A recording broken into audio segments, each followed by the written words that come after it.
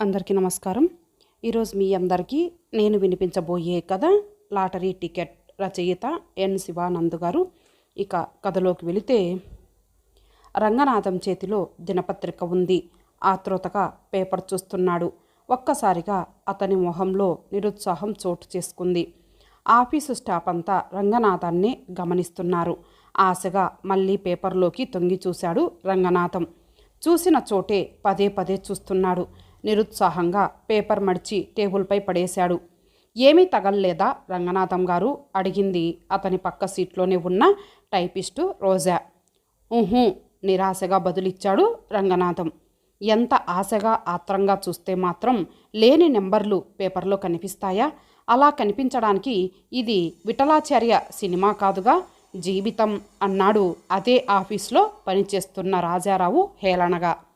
ఈసారైనా అదృష్టం కలిసొస్తే కూతురు పెళ్లి బ్రహ్మాండంగా చేయవచ్చుననుకున్నాను నిరాశగా అన్నాడు రంగనాథం.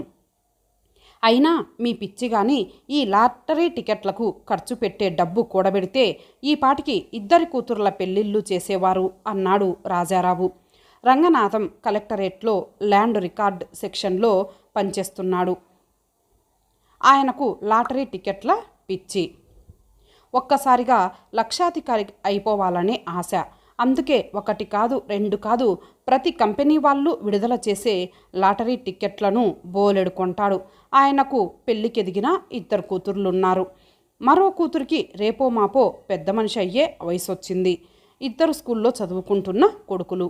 వీరందరి బరువు బాధ్యతలు, పెళ్ళిళ్ళు, పేరంటాలు ఇవన్నీ చేయడానికి ఆయనకి తాతలు తండ్రులు సంపాదించిన ఆస్తిపాస్తులు లేవు. ఒక ఇల్లు తప్ప.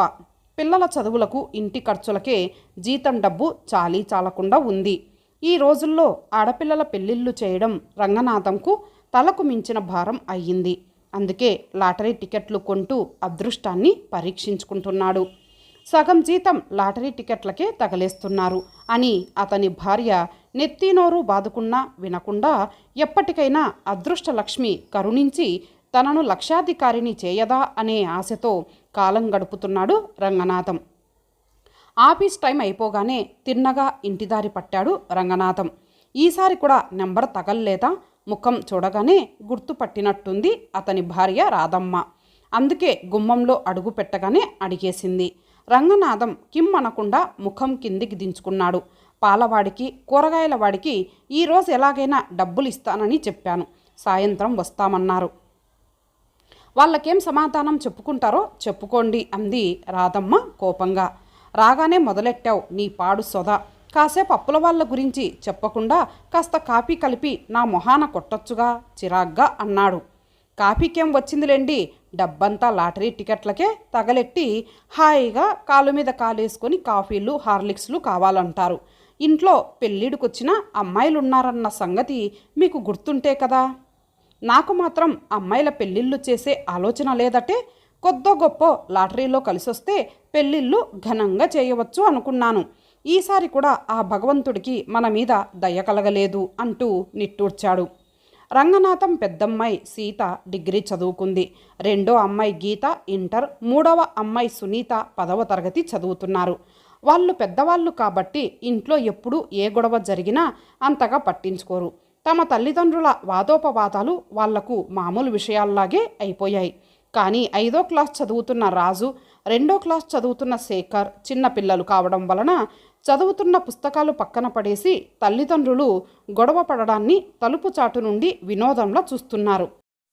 కాఫీ భర్తకిస్తూ చిన్నోడు శేఖర్ మొక్కు విషయం ఏం ఆలోచించారు అంటూ నెమ్మదిగా అడిగింది.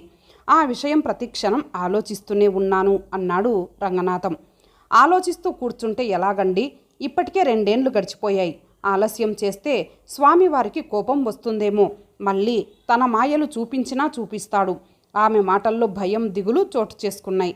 రంగనాథం ఏమీ మాట్లాడకుండా మౌనంగా ఉండిపోయాడు. 2 ఏళ్ల క్రితం రంగనాథం చిన్న కొడుకు శేఖర్కు జ్వరం వచ్చి మాట కూడా లేకుండా పడిపోయాడు. అప్పుడు ఎన్ని రకాల వైద్యం చేయించినా నయం కాకపోతే 1116 హుండీలో వేస్తామని వెంకటేశ్వర స్వామికి మొక్కుకుంది రాధమ్మ. ఆ పరిస్థితిలో కొడుకును దక్కించుకోవాలన్న తపన తప్ప మరే విషయం ఆలోచించలేదు. అంత డబ్బు హుండీలో వేసే స్తోమత తన భర్తకు లేదన్న ఆలోచన కూడా ఆ సమయంలో ఆమెకు రాలేదు. మొక్కుకున్న తర్వాత క్రమంగా శేఖర్ కోలుకున్నాడు. మాట్లాడరేమిటండి, ఈ నెలలో ఎలాగైనా సరే తిరుపతి వెళ్ళి మొక్కు తీర్చిరండి. నువ్వు వెళ్ళమనగానే వెళ్ళడం సాధ్యమా చెప్పు? రైలు ఖర్చులు పోను 100 రూపాయలైనా చేతిలో ఉండాలి. పైగా హుండీలో వేయడానికి 1116లు ఎక్కడి నుండి తేను? ఎవరినైనా అప్పడగండి. ఎవరిని అడగాలి? ఊరంతా అప్పులే, అడగడానికి ఇంకా ఎవరూ మిగల్లేదు. మన వీధిలో ఉండే సుబ్బారావు గారిని అడగండి. ఆయన చాలా మంచివారు. మన పరిస్థితి చెబితే ఇస్తారేమో, ప్రయత్నించండి సలహా ఇచ్చింది రాధమ్మ. సుబ్బారావు అనగానే రంగనాథంకు కాస్త ధైర్యం వచ్చింది.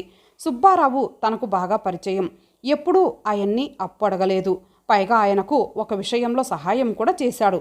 సుబ్బారావును అప్పు అడిగితే కాదనడు అనే నమ్మకం ఉంది తనకు. ఇక ఆలస్యం చేయకుండా సుబ్బారావు ఇంటికి బయలుదేరాడు రంగనాథం. సుబ్బారావు ఇంటి ముందు ఆగాడు రంగనాథం. లంకంత ఇంటిని చూసి లోపలకు వెళ్ళాలా వద్దా అని సందేహిస్తున్నాడు. ఆ ఇంట్లో ఉన్న కుక్క రంగనాథాన్ని చూసి మొరిగింది. ఆ కుక్క ఎత్తుగా బలిష్టంగా ఉంది. అది కాని పైన పడిందా ఏ పార్టు కా పార్టు పీకి పారేస్తుందేమో భయంగా ఒక అడుగు వెనక్కు వేశాడు రంగనాథం. అప్పుడే లోపల నుంచి వచ్చిన సుబ్బారావు రంగనాథాన్ని చూసి, ఏమిటండి రంగనాథం గారు ఇలా వచ్చారు అని అడిగాడు. రంగనాథం ఎలా మొదలు పెట్టాలో తెలియక సతమతమవుతున్నాడు. అయినా సమయానికే వచ్చారు. ఈరోజు చదరంగం ఆడడానికి సత్తిబాబు రాలేదు. బోర్గా ఉంది. రండి 2 ఆటలు వేద్దాం. నేను మీతో కాస్త పని ఉండి వచ్చాను నసుకుతూ అన్నాడు. నాతో ఏం పనండి, రండి లోపలికి వెళ్ళి మాట్లాడుకుందాం అంటూ లోపలికి నడిచాడు సుబ్బారావు. ఆయనను అనుసరించాడు రంగనాథం. కూర్చోండి, నిదానంగా చదరంగం ఆడుకుంటూ మాట్లాడుకుందాం అన్నాడు సుబ్బారావు చదరంగం పావులను పేరుస్తూ. తిరుపతి వెళ్ళాలి మొక్కు తీర్చుకోవడానికి. ఓ 2000 అప్పు కావాలి. అప్పా? నేనా? మీకా? 2000 ఒత్తి పలికాడు. త్వరలోనే మీ బాకీ తీరుస్తాను. అదే ఎలా తీరుస్తారు అని. మీ జీతం లాటరీ టికెట్లకు పోను, మీ కుటుంబం గడవడానికే సరిపోవడం లేదు. అప్పు ఎలా తీరుస్తారు? ఇల్లు అమ్మి అయినా సరే మీ అప్పు తీరుస్తాను అర్థిస్తున్నట్లుగా అడిగాడు. అలా అనకండి రంగనాథం గారు, ఊరికే అలా అన్నాను. మీ నిజాయితీ గురించి నాకు తెలుసు. మా భూముల సమస్యతో మీ ఆఫీస్కు వచ్చినప్పుడు మీరు నాకు బాగా సహకరించారు. నా పనులన్నీ చేసి పెట్టారు. నేను డబ్బు ఇవ్వబోతే కూడా మీరు తీసుకోలేదు. ఇన్నేళ్లుగా చూస్తున్నాను, మీ గురించి నాకు తెలియదా అంటూ లోపలికి వెళ్ళి డబ్బు తీసుకొని వచ్చి రంగనాథంకిచ్చాడు సుబ్బారావు. చాలా థ్యాంక్స్ అండి, సమయానికి ఆదుకున్నారు. పర్వాలేదు, కానీ నాదో సలహా చెబుతున్నానని ఏమీ అనుకోవద్దు. మీరు లాటరీ వ్యసనాన్ని మానేస్తే మంచిది. లాటరీలో డబ్బు రావడం అనేది అంతా దగా, మోసం. మీలాంటి వాళ్ళెందరో లాటరీని నమ్ముకొని సర్వనాశనమైపోయారు. నిజాయితీ గల మీరు కూడా ఈ వ్యసనానికి బానిస కావడం మంచిది కాదు. లాటరీలకు ఖర్చు పెట్టే డబ్బు సేవింగ్ చేసుకోండి. అప్పుడు మీకు అప్పుల బాధ ఉండదు. అలాగేనండి అంటూ వెళ్ళబోయాడు. వెంటనే నా అప్పు తీర్చాలని మరొకరి దగ్గర అప్పు చేయకండి. నిదానంగా ఇచ్చినా పర్వాలేదు అన్నాడు సుబ్బారావు. ఈ రోజుల్లో సుబ్బారావు లాంటి మంచి మనుషులు ఉండడం చాలా అరుదు అనుకుంటూ మరోసారి కృతజ్ఞతలు చెప్పుకొని సుబ్బారావు చెప్పిన విషయాన్నే ఆలోచిస్తూ వెళ్ళిపోయాడు రంగనాథం. అప్పుల వాళ్ళంతా కట్టకట్టుకుని రంగనాథం ఇంటికి వచ్చారు. అందరూ కలిసి గొడవ చేశారు. వెంటనే అప్పు తీర్చమని గట్టిగా అడిగారు. ఇల్లు వేలం వేస్తామని హెచ్చరించారు. రంగనాథం ఎంత బతిమాలినా వినిపించుకోలేదు వాళ్ళు. అప్పు తీర్చమని బలవంతం చేశారు. ఈ ఇల్లు అమ్మి మీ బాకీలన్నీ తీరుస్తాను, కానీ ఉన్న పలంగా అమ్మితే అనుకున్న రేటు రాదు. కాస్త గడువు ఇవ్వండి బతిమాలుతున్నాడు రంగనాథం. సరే, 2-3 నెలలు టైం ఇస్తున్నాం. ఈలోపు ఇల్లమ్మి అప్పు తీర్చకపోతే పోలీసులకు రిపోర్ట్ చేస్తాం. ఆ తర్వాత నీ ఇష్టం అంటూ హెచ్చరించి వెళ్ళిపోయారు అప్పుల వాళ్ళు. ఆ గొడవంతా చూసిన రాధమ్మ అవమానంతో కుమిలిపోయింది. దుఃఖం ఆగలేదు. కొంగు నోటికి అడ్డు పెట్టుకొని గదిలోకి వెళ్ళిపోయింది. రాధమ్మ దుఃఖం మరింత ఎక్కువైంది. భోరున ఏడుస్తూ బయటకు వచ్చింది. ఏమండి, అంతా అయిపోయిందండి, ఇంకా మనం తలెత్తుకొని బతకలేమండి అంటూ ఏడుస్తూ రంగనాథం గుండెల మీద వాలిపోయింది రాధమ్మ. ఏం జరిగింది? ఏం జరిగిందే? ఎందుకలా ఏడుస్తున్నావు చెప్పు అంటూ రాధమ్మ భుజాలు పట్టుకొని అడిగాడు రంగనాథం కంగారుగా. ఆ గదిలో ఈ ఉత్తరం దొరికింది అంటూ చేతిలో ఉన్న కాగితాన్ని భర్తకిచ్చింది. రంగనాథం గుండె దడ పెరిగిపోయింది. కంగారుగా ఉత్తరం చదవడం ప్రారంభించాడు. నాన్నగారికి నమస్కారం. లాటరీ వ్యసనంతో అప్పుల పాలైన మీరు మా పెళ్ళిళ్ళు ఎలాగూ చేయలేరు. ఈ ఇంట్లో ఉంటూ కష్టాలు అనుభవించడం కన్నా మా దారి మేము చూసుకోవడం మంచిదనిపించింది. అందుకే మాకు నచ్చిన అబ్బాయిలతో మేము వెళ్ళిపోతున్నాం. మీరు మా గురించి ఆలోచించవలసిన అవసరం లేదు. ఇట్లు మీ కూతుర్లు సీత, గీత. ఉత్తరం చదివిన రంగనాథం కుప్పలా కూలిపోయాడు. ఉత్తరం చేతిలో జారి పడిపోయింది. ఆ ఉత్తరం తన చేతగాని తనాన్ని వెక్కిరిస్తున్నట్లుగా కనిపించింది. దడాలున ఏదో శబ్దం కావడంతో ఉలిక్కిపడి చూశాడు రంగనాథం. అక్కడ రాధమ్మ లేదు. లోపల తను ఏ అఘాయిత్యం చేసుకుంటుందో ఏమో.